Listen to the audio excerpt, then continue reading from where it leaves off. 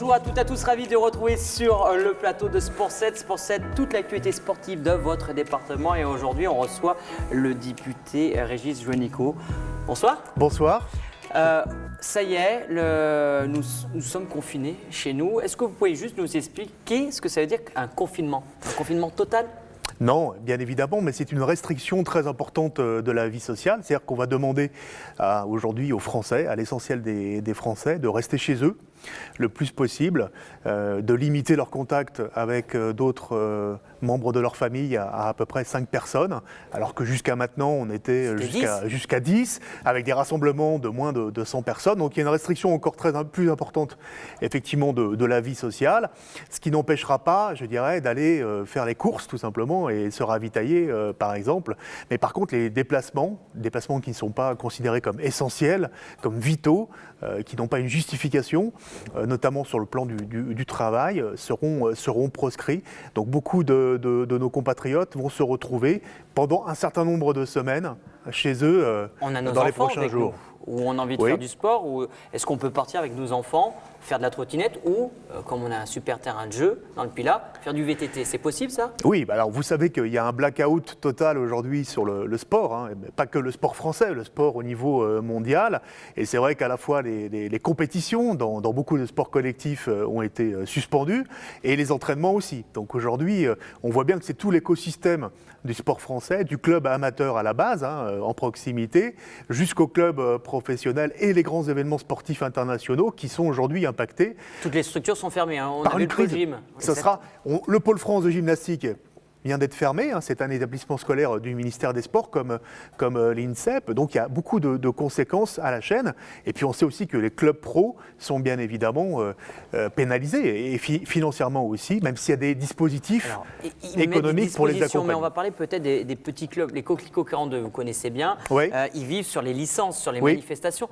On fait comment pour se relever ? On fait quoi de cette année 2020 ? Alors aujourd'hui, les complexes sportifs stéphanois sont fermés, les stades sont fermés, donc il n'y a plus de possibilité d'entraînement, sauf en tout petit groupe, c'est-à-dire quasiment individualisé aujourd'hui, mais les lieux d'entraînement, les lieux traditionnels aujourd'hui où on se retrouve pour faire du sport à Saint-Étienne sont fermés.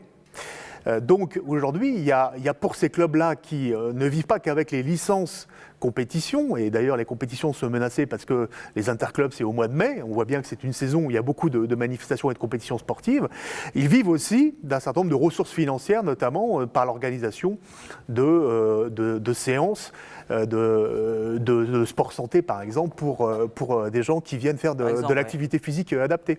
Et ces séances-là ont lieu toutes les semaines, en fait, sur le complexe de l'Étivalière. Donc aujourd'hui, il y a une vraie difficulté, parce qu'on voit quand même que cette suspension de toute activité sportive finalement dans les clubs ces prochaines semaines. L'économie est menacée sportivement. Alors, évidemment. C'est important que la santé, on préserve notre santé, mais c'est tout un modèle économique qui est menacé. Et ça va être compliqué pour cette année pour tout le monde. On parle de l'ASF par exemple, ils ont des sponsors. Comment on fait ? Oui, alors le problème, c'est bien évidemment sur des clubs qui ont des gros budgets, par exemple comme l'ASF, c'est le fait que chaque match qui n'est pas organisé est un manque à gagner. Oui. Et ça peut aller jusqu'à plusieurs dizaines de milliers d'euros pour des clubs, par exemple de national, mais pour des clubs pro qui sont notamment en rugby dans les premières divisions, en Pro D2 ou dans la première division, c'est jusqu'à entre 200 000 et 1 million d'euros par match. Donc bien évidemment, c'est des pertes très importantes. Donc là, il faut qu'il y ait un accompagnement des pouvoirs publics. Je sais aussi qu'il y a un certain nombre de fédérations qui sont en train de réfléchir à des fonds de solidarité, notamment pour les clubs amateurs, parce que bien évidemment, la frontière entre l'amateur et le professionnel, quand on parle de clubs de national au foot par exemple, elle est tenue, cette frontière. Donc bien évidemment, j'espère qu'il y aura des dispositifs qui permettront d'accompagner ces clubs. Il faut savoir qu'aujourd'hui... Il y aura des groupes de travail faits pour ça ou pas ? Le sport en France, c'est aujourd'hui 350 000 clubs sportifs, c'est 3 millions aujourd'hui bien évidemment de bénévoles dans le sport, et c'est 16 millions de licenciés. Donc c'est une économie globale, si on compte les entreprises qui sont dans le secteur du sport, de 40 milliards d'euros. Donc bien évidemment, des chiffres impressionnants, oui, effectivement. Quand cet écosystème-là du sport est fragilisé par la crise sanitaire sans précédent du coronavirus et il va y avoir des conséquences très importantes. On va parler forcément de l'Euro qui se passe en Italie. Oui. Il y a la flamme olympique, elle a été allumée il y a une semaine, Oui. sans public. Oui. On fait quoi de ces deux événements? L'été arrive, le coronavirus va disparaître, c'est comme la grippe saisonnière. Hein. Oui, aujourd'hui, il y a un très gros point d'interrogation sur la question de quand pourront reprendre les championnats aujourd'hui de football, de rugby. Bien évidemment, on ne sait pas quand aura lieu le pic de l'épidémie. Certains, les plus optimistes, disent mi-avril, mais ça peut être dans les semaines après, ce qui veut dire que ça sera très compliqué de boucler les championnats. Donc toutes les hypothèses doivent être d'ici là discutées, y compris de suspendre les résultats sportifs. Alors le problème, c'est que l'équité sportive veut qu'il y ait des montées et des relégations pour chaque championnat, donc ça va être une première difficulté. Et puis pour les grands événements sportifs internationaux, comme l'Euro de football, il faut pouvoir quand même prévoir à l'avance si on doit effectivement tout arrêter.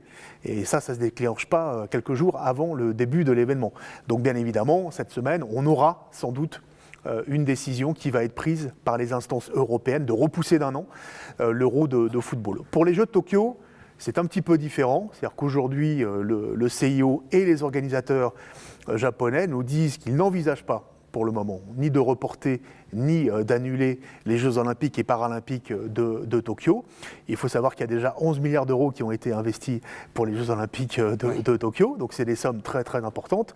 Par contre, ils sont en train de réfléchir à des scénarios aujourd'hui pour regarder comment on peut adapter et moduler les épreuves sur place en fonction notamment de ce qui va se passer en termes d'épidémie. Par exemple, est-ce qu'on peut envisager des épreuves olympiques et paralympiques à huis clos? Merci à vous, merci d'avoir répondu à nos questions.